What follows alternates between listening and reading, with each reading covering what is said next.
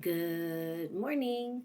I'm coming to you today with a new do, right? Well, actually, I had another video with my low ponies, and I was talking to one of my daughters, and I did ponies like you. She said, no, I do high ponies. So I did some high ponies, but I added braids.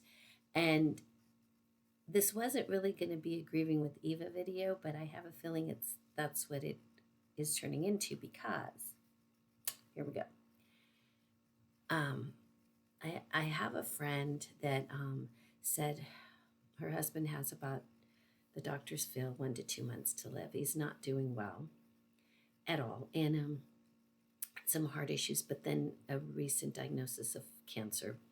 I like to diagnose a lot of people with cancer, right? So anyway, so the reason for this.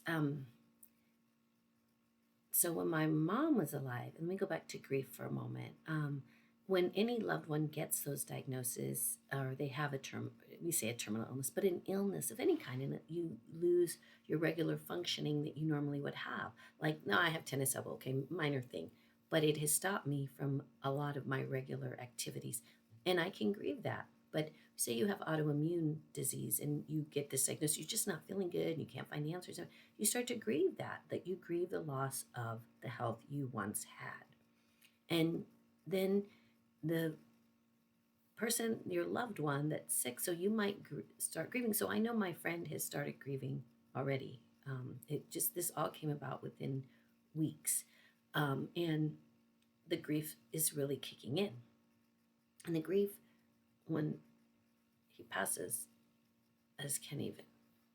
Anyway, got a lot of widow friends, but um, so this here.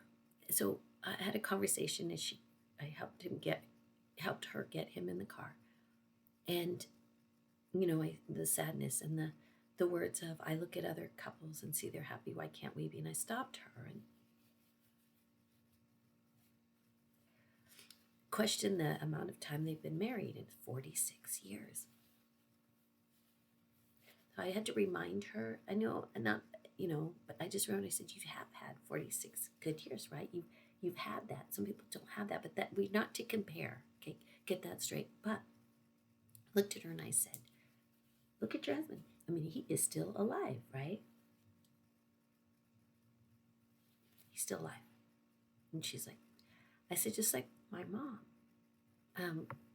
There were days I was just like I had the mentality of she's already dead, like she's not here, but she was breathing, so she's alive, she's coherent.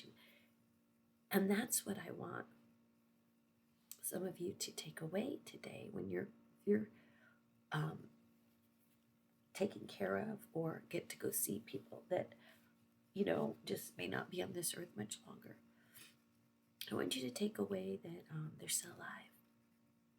And some of them may know the Lord, and we pray they do. And if they don't, tell them about the love of Jesus, that you want to spend eternity, that you want them to spend eternity with Jesus. Because I know I have this shirt, it says, or not shirt, but in my pajamas, I need coffee. I don't really need coffee. I need Jesus every day of my life and the love that God has given me to keep moving forward. But this hair, okay, this is what I want to get to, okay? I would do stuff like this. And this is what I told my friend. I said, you know what? When my mom was still alive and there were those hard days, I would just do something.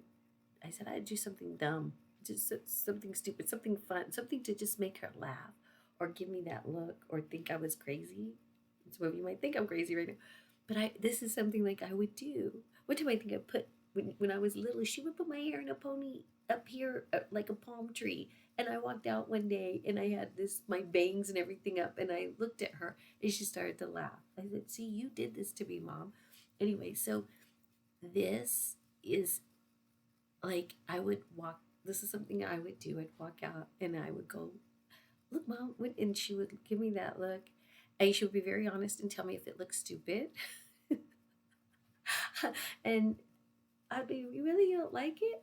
And then she would laugh and we would laugh. And I told my friend I go, do stupid things in front of your husband. Do things to what can make him laugh? And she's like, oh, okay.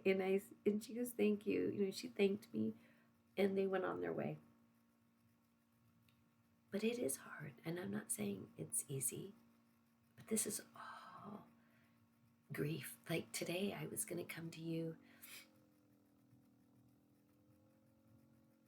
to encourage you in other areas. And I'm going to encourage you to go through grief however you have to. And if this helps you to remember, then I'm okay with that. To grieve how you need to, but that to remember that person's breathing and they're with you, they're alive, and you help them find that joy this day in each breath.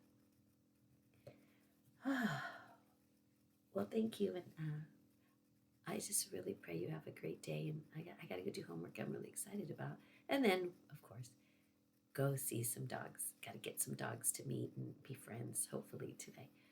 Enjoy your day, friends, and I'm thinking of you.